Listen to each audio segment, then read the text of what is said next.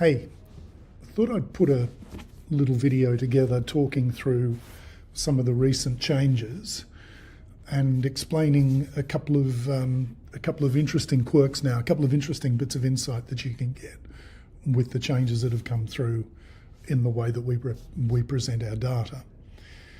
So I've picked a couple of different swims here just to show you some things. The first thing I want to show you is the fact that we're now presenting the output of the force, or whichever way you want to call it, we're presenting power.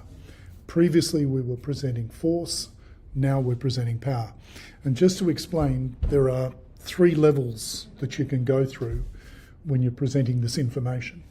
The most basic level is pressure, and pressure is measured and presented in kilopascals. And pressure literally is just the amount of pressure that you're pushing through the water, which we capture on the handset. So that's the most basic level. You can then go up a level to force by including the surface area of your paddle, which is your hand, and then you can present that data instead of in kilopascals as pressure, you can present it as force in newtons. So that's the second level. And then finally, at the very top level, is power, and presenting power in watts. And the critical piece to go from force in newtons to power in watts is to include the speed of the hand. So when you take the pressure and combine it with the surface area and combine it with the speed that your hand is moving, that's when you're able to present power in watts. And that's exactly where we are now. So you'll see here on the left-hand axis, we're now showing power in watts.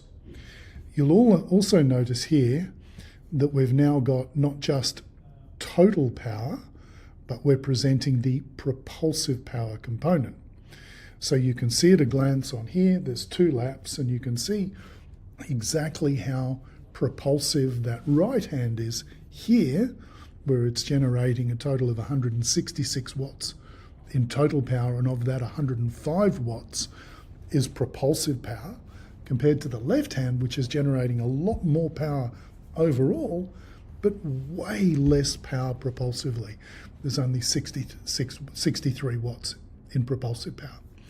Now, as well as that, I'll point out a couple of other things. So these are the normal metrics that we present anyway, but you'll notice here that we've got the average power per stroke, and that's across an average of both hands across all laps, the whole swim.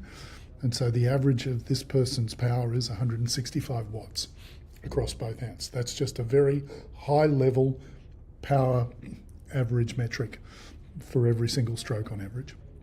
As well as that, we're also able to calculate and present the amount of work that the athlete does across the swim, which in this case is almost 3,500 joules. That's 3.3 kilojoules of work. And we've also now got the average propulsive percentage, again, between both hands across all laps of just over 50%. Usual story on the stroke rate. We're showing the stroke rate here, and he was going with a little bit of anger, as you can see, with a almost 50 stroke rate. Not the fastest sprint stroke rate, but certainly giving it a bit of welly. And where this now gets a little bit interesting is when we go into our force field, because we're seeing down here what's going on with our propulsive power component on each hand and the differential you see. So if we go into the force field, and here we've got a combined 48% propulsive and a combined 39% downward force. But when I turn the left hand off, you'll see that right hand is operating at 63% propulsive and 22% down, whereas the left hand is 32% propulsive and 57% down. So there's a huge imbalance between the effectiveness and the efficiency of the right hand versus the left hand. Now, just to stress, this athlete is like a national age group champion, Australian national age group champion, and recently made the finals of the Australian World Champs trials. So in the 100 metres. So we're not talking about a rubbish athlete here or a low-level swimmer. We're talking about a very high-level swimmer who had no idea that this was going on with respect to what their hands were producing, both left and right. So again, the left hand is only 32% propulsive. It's driving 196 watts of power, total power for that lap, with 32% on the left.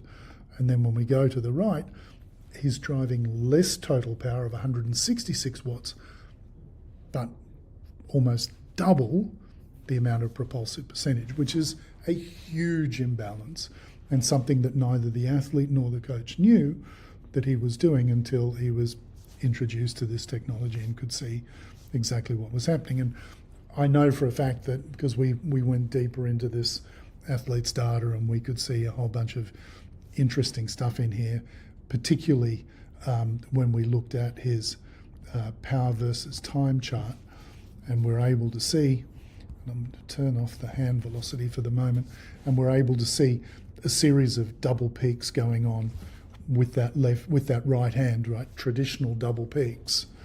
Whereas the left hand, whilst it doesn't show the double peak, it's showing him being not as strong at the front end of the stroke as he is at the back end. So you can see that left hand at the beginning, he's generating not very much on that left hand because that athlete is leaning on that left hand as he's breathing to the right, and he's maximizing that downward push with his hand instead of getting into that propulsive position. So this was a real eye-opener for this athlete.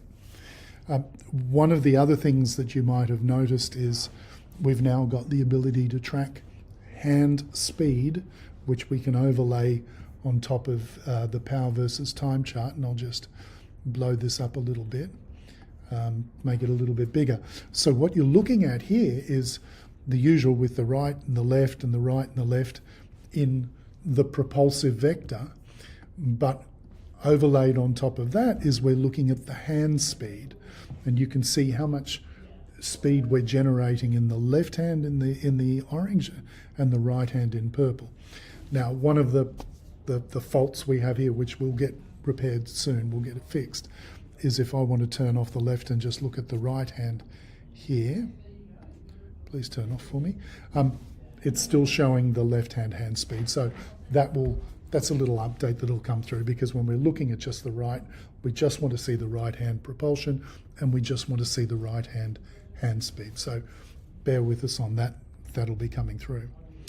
I think it might be good to, whilst we're here, have a look at one of his strokes, and we can see another aspect here over here on the right hand side, which is this green line, which is his hand speed. So we have here this traditional double peak that I mentioned before, this valley of lost propulsion. And the big question is, well, why? What's causing that? And I can tell you there are generally two reasons why you will see the propulsion drop off halfway through the stroke. And it tends to happen between pull going into push. And it can be one of two things. I'm going to pop his lateral power on here as well as his propulsive. And because we're looking at lateral, which is his left to right, we don't want the side-on view, we want the top-down or overhead view. And I can move the slider over to here so that we can pop the slider on here just as we're about to lose that propulsive power and see what's going on. And it's very clear there are a couple of things going on. First of all, this hand is about to start generating inward power, i.e. the power is no longer being pushed all back towards his feet, which is what's happening across here. He's got no lateral power going on, so it's all propulsive. And then as that hand is rotating, and you can see it's starting here on the outer edge of his hand path, and it's going to physically track inwards towards his center line. And as it tracks in, this is going to generate this inward power, right? And most of you will know about this, but I'll just repeat it, so if you'll bear with me. So as that tracks in, that hand tracks in, it's not only generating inward power, but it's losing that propulsive power, which is seen here. Now, the other thing that you'll also appreciate is back to Swim Physics 101, which is I want to put my hand in the water, I want to grab the water, I want to hold the water, and I want my body to advance. And we know what happens if you are not holding the water like that, but if you rotate your hand, we're no longer going to hold the water, that hand's going to slip through, which in very basic physics terms means that you're going to lose your hold on the water and you'll lose propulsion. So that's one of the reasons, one of the key reasons why we see this drop off here in propulsion, because that direction of power is no longer going back towards the feet. It's now, you're still getting some going back, but it's now turning in and it's now pushing it inwards. The second reason why we also can lose our propulsive power and our propulsion halfway through the stroke is if our hand decides to have a little holiday and slow down. And this is where this green line becomes really interesting, because this is how we track the speed of the hand. What we're looking for is we're looking to grab that water, hold that water, and accelerate that hand speed all the way through the stroke. Sorry, keep bumping this bloody table with my knee. And to accelerate the hand speed as that hand ideally holds the water and the body moves forward, but it's that power that we generate by accelerating that helps us propel forward. And what you'll notice here, if I come back a whisker to here, is right there is where we maximize that hand speed. And you can see we've got this little dip going on. So from here to here, that hand speed has dropped. The beauty is we can tell you exactly how much it's dropped. If we go into the side-on view, then that number that you see right there of 4.33 meters per second, that's the speed that the hand is going at, right there, 4.33 meters per second. And if I advance this red line to here, you'll see that it goes from 4.33 to 3.65. Now, my schoolboy mathematics tells me that's something in the vicinity of 15 to a 20% drop in hand speed. So that little drop in hand speed, and then you can see it then kicks back up to over 4, to slightly over 4, so it's 3.65, and then it kicks back up here to 4.12. That, in conjunction with the reduction in lateral power, so that hand, and I'm going to go back to our overhead view, has travelled from here inward to here, and there, as it comes into there, it's going to rotate and push straight back. And so it's a combination of the rotation of the hand, the ongoing reduction of lateral force, so that inward facing power is now prioritized and transferred to be pushing backwards, in conjunction with this slight increase, which I think was 3.75 to 4.1, 3.65 to 4.1. So we're talking about somewhere between 10 and 15% increase in hand speed and acceleration. That has resulted in the second peak and the double peak. So the ability to be able to read this and read the position of what's going on, how it's happening, and where it's happening offers this extra great bit of insight for you now. So you can do this. Now, of course, we're only looking at one stroke here, and that's why we wanted to be able to include the power, the hand speed on the power versus time chart, because what we're looking at here is we're looking for patterns. We're looking for repeatability. We're looking for what's going on with each. And you can see quite clearly, if I turn off the hand speed, you can see this pattern on the right-hand side of the double peak. You can also see the pattern on the left hand where it's not generating much power early on, but it is at the back end. And sometimes I see athletes that are vice versa. They've got one hand generating a lot of propulsive power at the front and they're weak at the back on one hand, and the other hand is weak at the front and then strong at the back. It's not unusual, particularly when we're talking about the impact of the breath. So I think this is a great little case study, if you like, of how you can identify exactly what's going on. We look for patterns, because what we don't want to do is we don't want to overanalyze one stroke if it's not representative of the majority of the strokes. It doesn't have to be every single one, but we're looking for patterns as it goes across. I might try and change over now to another interesting little bit of insight that you can pick up in here. This is another little swim that I was looking at, and this is actually in an endless pool. So that's why there are so many strokes that you can see along the bottom, because in the endless pool, obviously you don't have laps. So this chap has just swum.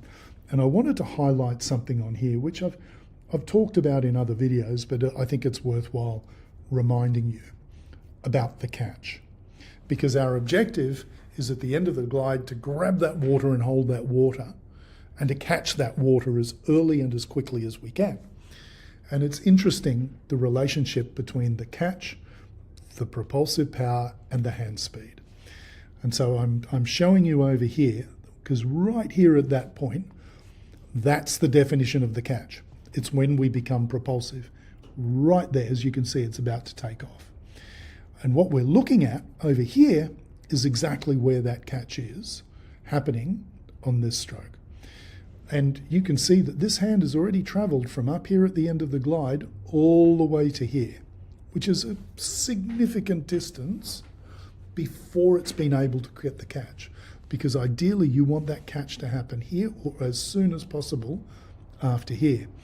And if we look over here on the slider, this is 1.59 seconds into the swim, into the stroke.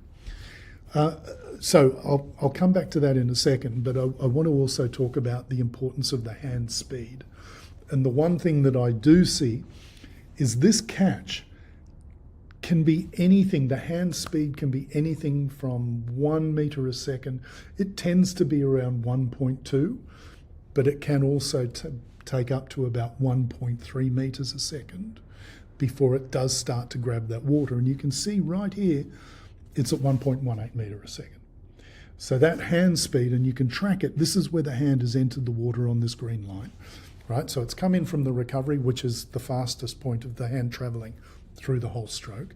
It hits the water and it slows right down. In fact, let's just bring it back here. Let's bring it back to here. So it's coming in and it's slowing right down through the glide to now it's sort of traveling at, less than 0.2 of a meter a second in some place. In fact, right here, it's almost stopped. It's like 5/100ths of a meter a second. It's very slow right there, which you'd expect to get to when you get to the end of the glide, and then you've got to come back. So it's traveling really slowly. Then it starts to pick up, and it starts to accelerate, as you can see on this green line, but it's not yet at a point and traveling at a speed. It's less than 0.5 meter a second, which is not yet at a point where it's going to catch. And it'll still continue increasing speed. Now 0.75 of a meter a second, it's still not there. Now 1 meter a second, it's not there. But when we go to here, and it's now, as you can see, that's where it's hitting, it's 1.19. That's where the hand is. And that's a really important thing to understand and to know, is what that hand is doing and how fast it's traveling before it can get that catch and hold that water. And if we look here, this is at 1.6 seconds into the stroke. And if I bring it back to the end of the glide, it's at 0.86 seconds. So that's 0.75 of a second that hand has moved with zero benefit. So there is no benefit from that hand moving from here to here, no benefit at all, where it tracks from there in the middle down to here. And that's also a really key identifier when looking at this data and understanding exactly what's going on and what's contributing to propulsion and what's not contributing to propulsion. It's all about, in this case, the hand pointing in the right direction, In fact, let's have a look at what's going on laterally. And he has got a little bit of lateral power being generated, but there's not a lot. There's, a little more than 20 watts here, probably 25 watts of lateral power being generated, but there's 130 propulsive watts being generated in the propulsive direction. So it's a very small amount laterally compared to what he's generating propulsively. It's not unusual, and I quite see sometimes where the athlete is generating almost as much lateral power as he is propulsive power. And that's a huge indicator as well of a very inefficient technique, which will show up in the force field. It'll show up in the force field, but you can see through this stroke. In fact, let's have a look at where this lateral is happening in his stroke. Yeah, which is quite weird that he's got inward power being generated as that hand is physically tracking outwards, which means that hand, whilst it's tracking outwards, is tracking like this because it is generating some inward lateral, only a small amount. So really, it wants to be facing back as opposed to that little roll of the hand facing in. But like I said, I thought it was be really good to show you some of this data, talk about the inclusion of the hand velocity, what that means, how we're looking for these patterns between the left hand and the right hand, and being able to make judgment calls about technique change based on the repeated opportunity of what's going on, particularly with this right hand of these double peaks, and also making sure that we all understand the importance of the power and how we measure the power and the relationship between pressure, force, power, kilopascals, newtons, watts. So the last thing I will show you, and I think I've got it here. Yes, I do. This is not yet released. This is going to be released over the course of the next week or two, which is this little blue button up here on the top right-hand side. And that little blue button is EOI, EO Intelligence. And so you'll be able to literally click that button and it will download an AI report. Let me see if I can pop one up here that I was looking at a little bit earlier. Right here. Right. So it'll literally pop up a report like this, which will take your data, and our AI data interpretation engine that we've been working on for a long time is able to then read that data. And this is a swim, as you can see, 750 meters, and it gives you a snapshot and explains in layman's terms, hopefully in layman's terms, not too scientific, I hope, exactly what's going on in here and what you can see, what you can do about it. Then it gives some insights, and the insights explains a few of the charts, as you can see, the power versus time, the stroke rate and power, and the force field. And then now it also tells you what you can work on, and it addresses it ideally in priority, eliminating the double peak, the bilateral asymmetry, improving the application of the force, and enhancing stroke efficiency. And then some commentary about the big picture. And eventually, we haven't yet refined this, but eventually we'll also include links to drills specifically. And the last thing I'm going to show you is now the ability to be able to upload your data. So if you're a customer of Training Peaks, you can literally go into your settings. So if I come back to here and go into my settings and into my account, you'll see I've connected my Training Peaks to my EO account. So if you're a Training Peaks user, or particularly a triathlete, once you connect here, it automatically will result in all of your swim data immediately going into your Training Peaks account. And there, where you're looking at your cycle and your run data, which is displaying your power in watts, now you can have your swim data in exactly the same language. So that should, I think, do us. I think that should hopefully give you enough to think about and understand what's going on. Thanks very much for those of you that have made it through these 25 minutes. I'm sorry it's taken so long, but I wanted to make sure that I was communicating it as clearly as I can. Good on you. Thank you. Bye.